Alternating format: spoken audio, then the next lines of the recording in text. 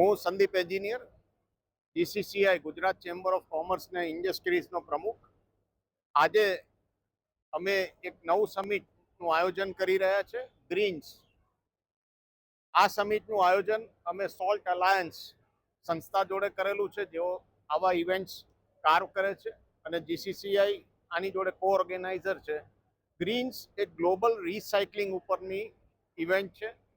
આજની ટાઈમમાં આપણો જે વેસ્ટ જનરેટ થાય છે ઇન્ડસ્ટ્રીઝ અને અનેક વેપારથી, ઉદ્યોગથી, એ વેસ્ટને કઈ રીતે રિસાયકલ કરવું અને એને ફરી કઈ રીતે રીયુઝ કરવું અને એમાંથી ધંધા બનાવવા, પ્રોફિટ બનાવવા.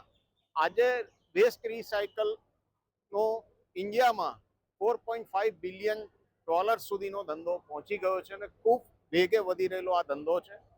આ પર્યાવરણને સાચવે છે, ઝીરો વેસ્ટ તરફ આગળ લઈ જાય છે દેશને, અને આપણા માનનીય વડાપ્રધાન શ્રી નરેન્દ્રભાઈ મોદીનું જે એક વિઝન છે, વિકસિત ભારત બાય 2047 અને zero carbon emissions, carbon positive by 2070, એ લક્ષ્યને ધ્યાનમાં રાખી અને આ ઇવેન્ટ અમે યોજી રહ્યા છે.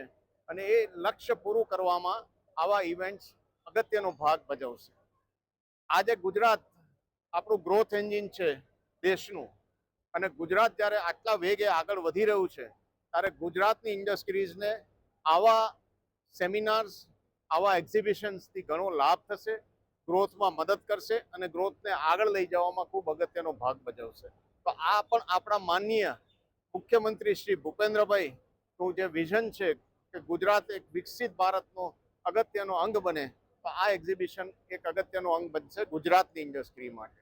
તો આ એક્ઝિબિશનમાં આજે ઘણા પાર્ટિસિપન્ટ્સ છે, સ્ટોલ્સ છે, ખાસા લોકો ભાગ લઈ રહેવાના છે, અને એમાં અગત્યના સેમિનાર યોજાવાના છે જે અનેક ટેકનોલોજીસ પર વાત કરશે, રિસાયકલ ઉપર, વેસ્ટ જનરેશન ઉપર અને વેસ્ટના રીયુઝ ઉપર.